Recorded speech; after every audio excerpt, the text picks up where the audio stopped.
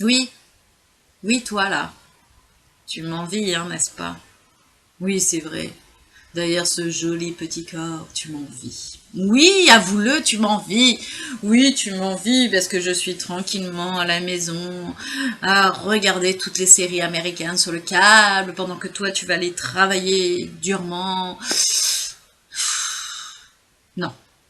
Arrête de m'envier parce que je peux te dire que tu vas préférer ta vie à la mienne. Et oui, parce que moi, si je ne travaille pas actuellement, ce n'est pas que je l'ai voulu. C'est qu'on me l'a limite imposé. Je me suis tapé un super licenciement pour inaptitude. Donc voilà. Donc garde ta vie parce que si tu viens dans la mienne, accroche-toi parce que là, ça va être du.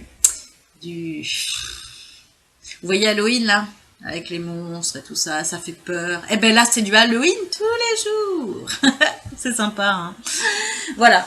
Donc bon, moi je dirais que reste dans ta vie et arrête d'envier les personnes handicapées parce que c'est pas parce que tu vas travailler que tu nous payes nos petits loisirs. Non, ça ne fonctionne pas comme ça. Tu crois qu'on a le droit à tout, à toutes les aides et tout? Eh ben trompe-toi. Parce qu'en France, le handicap, eh ben non, on les aide pas. Ben oui, parce que le handicap, ça reste le handicap. On ne fait ni partie de tout ce qu'ils disent du terme, par exemple, les sociaux, tous les problèmes sociaux. Non, non, on fait pas partie de cette catégorie. On fait pas partie non plus de la catégorie autonome, valide et tout. Non, nous, on est au milieu parce qu'on adore les complications. Oui, oui, oui, complications, voilà. On a une maladie aussi, alors spondylarthrite, ouh là là, c'est super mot, hein.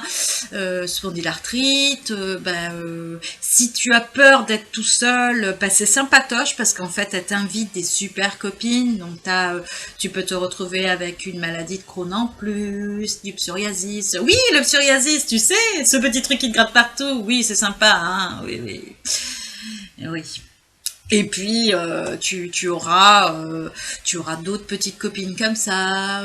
Ton traitement aussi, c'est sympa. Ton traitement, tu crois que tu vas voir que ton traitement? Non, parce que le traitement aussi emmène plein de copains super sympas. Oui, tu vas te payer des infections.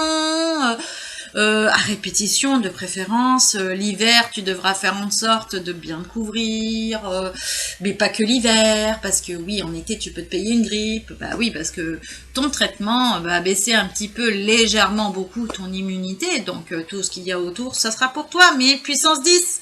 Oui, parce que au lieu d'avoir une simple angine comme ton copain, pardon, t'a refilé, bah non, toi tu vas te payer une angine, mais puissance 10, quoi. Genre, je fais mieux que toi. Bah oui, parce que bon, on adore faire ça, nous. Hein.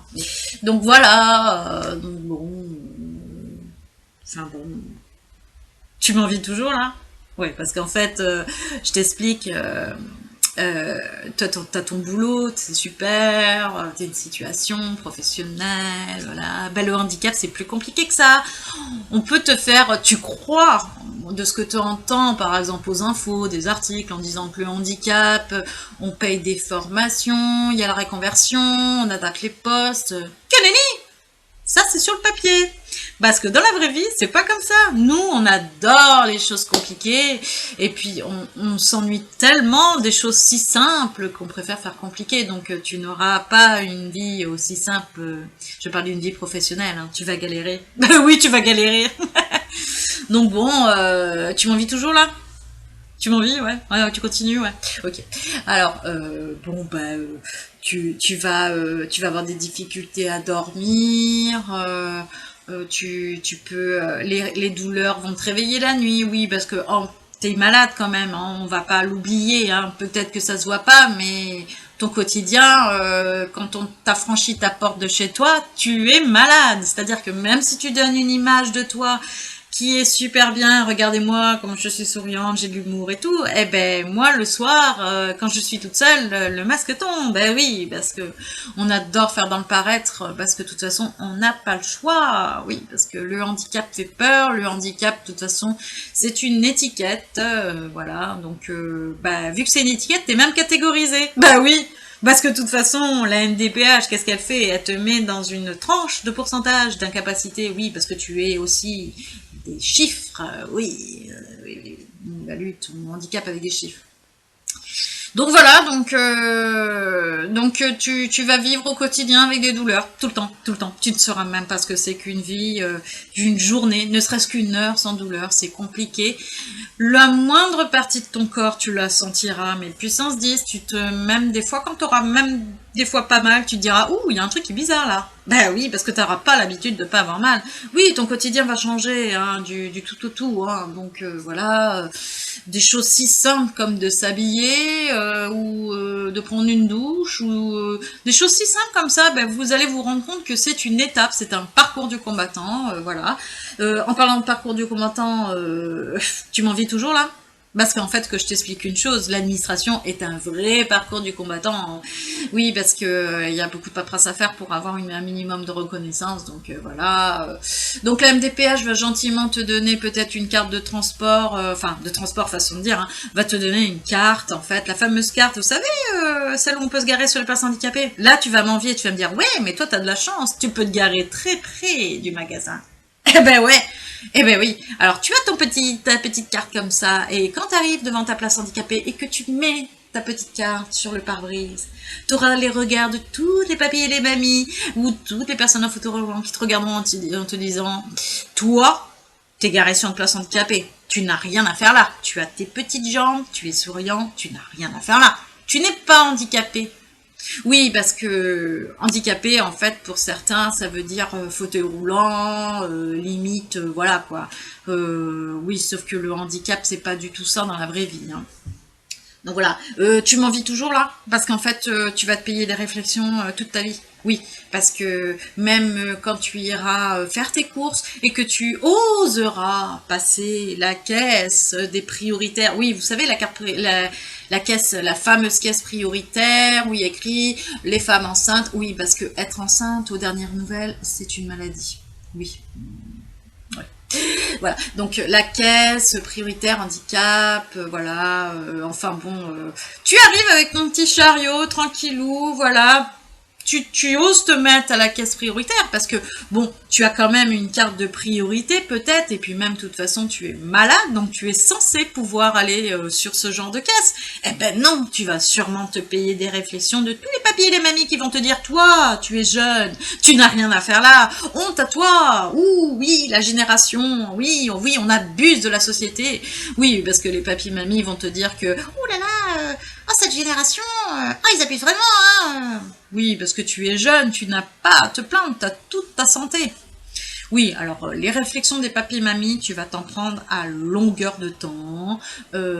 Et puis, peut-être qu'un jour, oui, peut-être qu'un jour, tu auras la caissière qui te dira, excusez-moi madame, mais derrière vous, il y a une femme enceinte. Vous pouvez la laisser passer? Tu réagis comment là? Tu la laisses passer, la dame enceinte, ou... Ouais, ben c'est ce genre de truc. Tu m'en vis toujours là? Bon, alors on continue. Alors on continue, petite vie sympatoche de petite handicapée, voilà. Et vu que tu auras peut-être une allocation adulte handicapé, waouh! Tu as une allocation, donc ça veut dire que tu as plein d'aides. Ah, tu crois ça? Non, tu n'auras pas le droit à plein d'aides. Je t'explique une chose, c'est que l'allocation adulte handicapé, pour certaines administrations, ils vont te compter ça comme un revenu. Et puis des fois on va te dire bah, que non, ça ne compte pas. Donc tu vas te retrouver des fois avec des réflexions, si jamais tu as besoin d'aide à la maison, des trucs comme ça, on va te dire non, vous êtes au-dessus des plafonds, vous n'avez le droit à rien. En fait tu crois que tu vas avoir des aides pour les transports en commun, non. Tu crois que tu vas avoir des aides pour t'aider à la maison? Non. Tu penses que tu peux avoir des aides financières pour payer tes factures? Ben non. Oui, parce que je t'explique une chose. Tu es handicapé, tu n'es pas au RSA, tu n'es pas... voilà. Et même si tu devais être au RSA, tu es avant tout handicapé. Donc, on va dire que tu peux être chômeur, tu peux ce que tu veux. De toute façon, on ne retiendra que le mot handicapé. Voilà. Donc, en plus d'avoir une maladie, le handicap, ben, en fait, te donne tout son mot, là, en fait. Oui, oui, parce que, en fait, ça t'handicape vraiment dans la vie de tous les jours. Et même si tu as envie de te débrouiller par tes propres moyens, eh ben non, on te mettra des bâtons dans les roues, parce que, bon, voilà. Oui, on adore les complications, nous, les malades. Oui, j'avoue. Tu m'en vis toujours, là? Non. Bon. Alors, donc voilà, tu voudras peut-être, si tu as un logement qui n'est pas forcément adapté à toi, tu demanderas peut-être un logement adapté, voilà. Donc on te fera sûrement des réflexions en te disant, oui, ben toi, tu peux avoir les logements HLM et tout ça, oui. Oui, mais compte tenu que c'est des logements adaptés, comment te dire ça, tu auras beaucoup plus de difficultés, les délais sont encore plus longs, donc bon courage et patience, voilà. Donc voilà, des difficultés pour ça, mais toujours avec le sourire. Tes médicaments, tes médicaments, parlons-en. Euh, alors, les médicaments vont faire que c'est un peu comme la spondylarthrite, c'est-à-dire qu'elle invite des copines, et les médicaments c'est pareil. Tu as des conséquences des médicaments, donc tu vas être très fatigué, mais bon, ça c'est la maladie aussi qui fait ça, mais ça va décupler ta fatigue. Donc tu ne dormiras pas la nuit à cause des douleurs.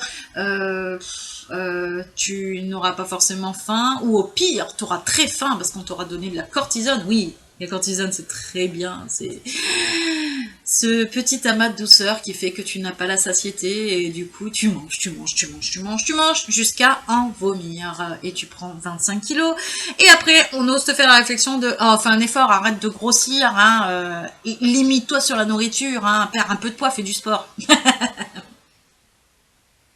Le sport. Oui.